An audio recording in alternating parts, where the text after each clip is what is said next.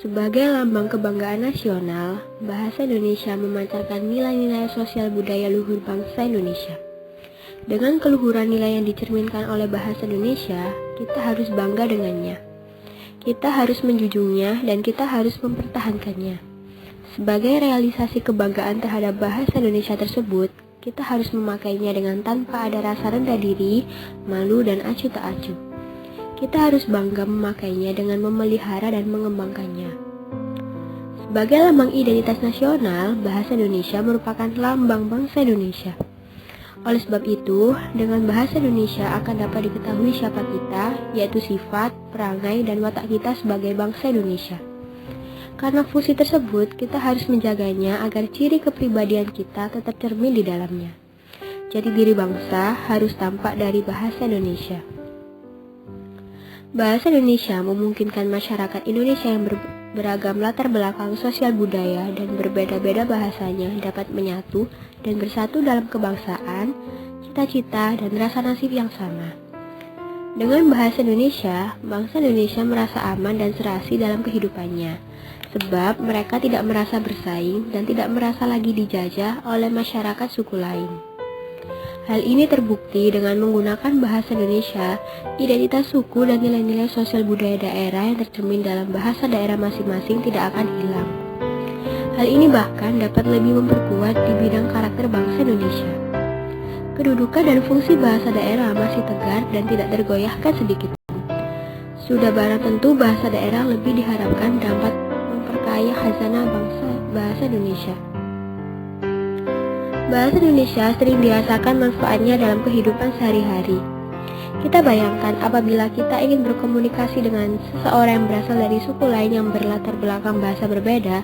Dalam hal ini, proses komunikasi yang sebenarnya tidak mungkin terjadi karena antara komunikator dan komunikan menggunakan kode sendiri-sendiri.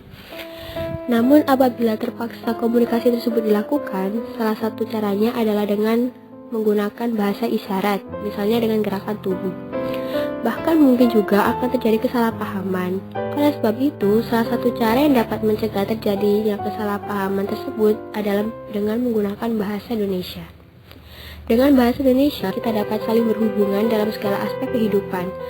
Bagi pemerintah, segala kebijakan, strategi, maupun pengembangan yang berhubungan dengan IPO Lexos Budhamkam mudah diinformasikan kepada semua lapisan masyarakat se-Indonesia.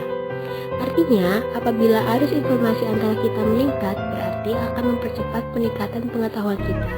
Apabila pengetahuan kita meningkat, tujuan pembangunan akan cepat berhasil. Sumpah Pemuda. Kami, putra dan putri Indonesia, mengaku bertumpah darah yang satu, tanah air Indonesia. Kami, putra dan putri Indonesia, mengaku berbangsa yang satu, bangsa Indonesia.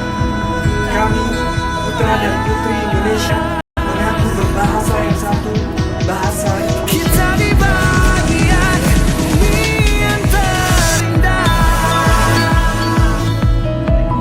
Perkenalkan, nama saya Bimo. Saya dari suku Melayu. Saya berbangga bahasa Indonesia.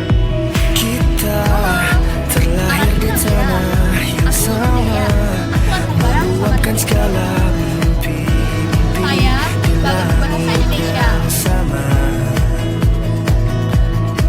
Dan jika kau mempertanyakan arahmu tentang apa yang harus kau cari di tengah ragumu,